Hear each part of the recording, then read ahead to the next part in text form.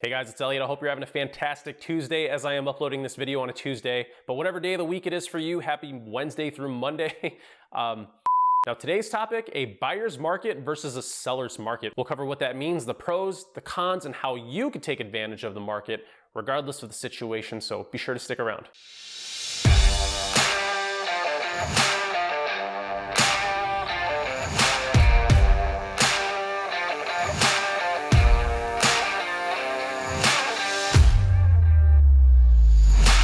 So a buyer's market versus a seller's market, what does that mean? Well, let's start with the buyer's market. A buyer's market is a term we use when the housing market favors the buyer more than a seller in a transaction. Now, generally in a buyer's market, there are more homes for sale or sellers than there are buyers in the current market, thus making it a buyer's market. Now, in this type of a market, a buyer holds more leverage and in most cases ends up getting the better end of the deal in the transaction. It could be anything from better terms, better pricing, better timeline, which works in their favor, anything that a specific buyer would require for their circumstances. Now, the same could be said for a seller's market. A seller's market generally favors the seller. They would be able to manipulate the terms of their home sale to their liking. This could range from increasing the price, choosing the amount of time that it takes for the seller to sell, anything specific to favor the seller. Now, at the end of the day, a buyer's market versus a seller's market is as simple as understanding supply and demand. Now, earlier I mentioned I would discuss the pros and cons of each. When we are in a buyer's market, the first thing that comes to mind is better terms for the buyer, right? I always tell my clients terms are more important than pricing.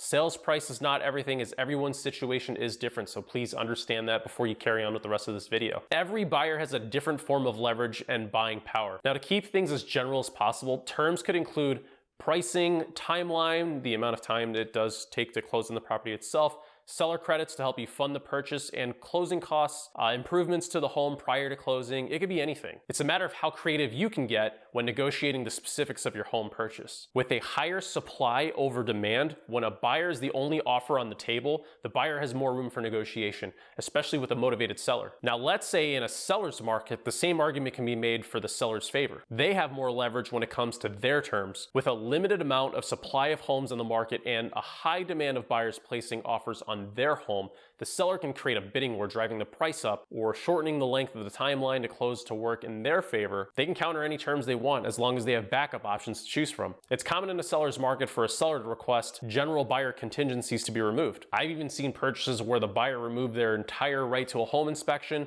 or appraisal because the competition was so stiff. In a seller's market, buyers assume more risk because they'd rather not lose on the home at all, or even drive up the sales price to the point where it becomes irresponsible in the long run. So as we get further along into the topic, you can start to see where supply and demand plays a huge role. Now, at the end of the day, everything comes down to balance, right? Think of this example. It's a seller's market, just like how it is right now while I'm making this video. It's a huge seller's market, and the buyers are waiving contingencies left and right. It's one of the craziest things I've ever seen. A seller is extremely happy they're able to sell their home way above list price. The buyer is willing to pay more than the appraised value, aka the amount the mortgage lender is willing to provide the loan of the home. The buyer is willing to pay the difference from cash in their savings. Well, the question you have to ask yourself is what happens to that seller after they sell their home? Where are they going to live? It's not as if they're going to live in a cardboard box somewhere around the corner.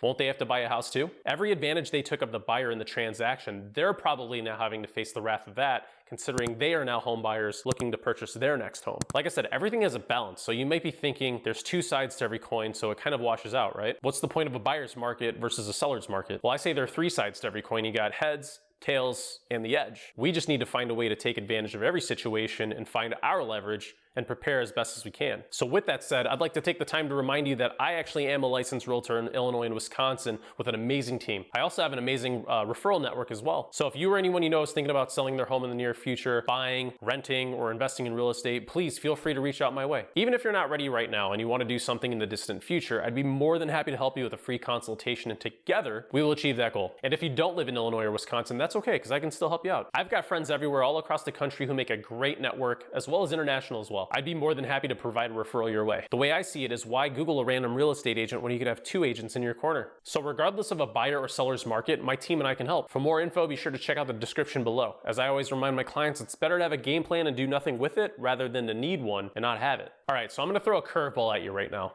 What if you don't have to sell your home like a first-time home buyer? Now you might be asking, how does that affect me in either market? First-time home buyers have a lot of leverage. Depending on your current living situation and your financial situation, every path is different. However, the one thing I know is that you won't have a home sale contingency, having to sell your home in order to purchase another home. In a seller's market, your offer becomes a lot more attractive compared to your competition. In a buyer's market, you're the real MVP. Not having a home sale contingency is definitely more leverage, and you'll get yourself better terms, which will only help you out financially in the long term.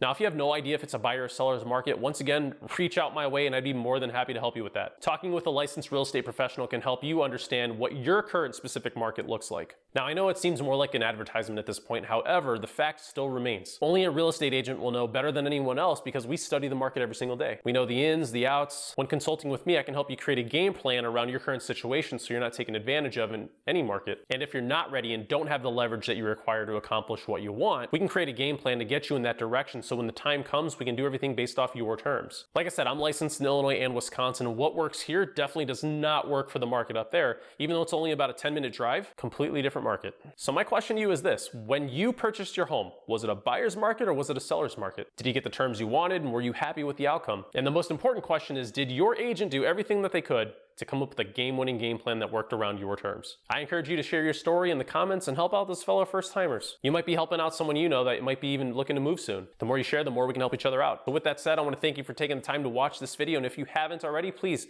give this video a like and subscribe if you have not already, as it does help the channel.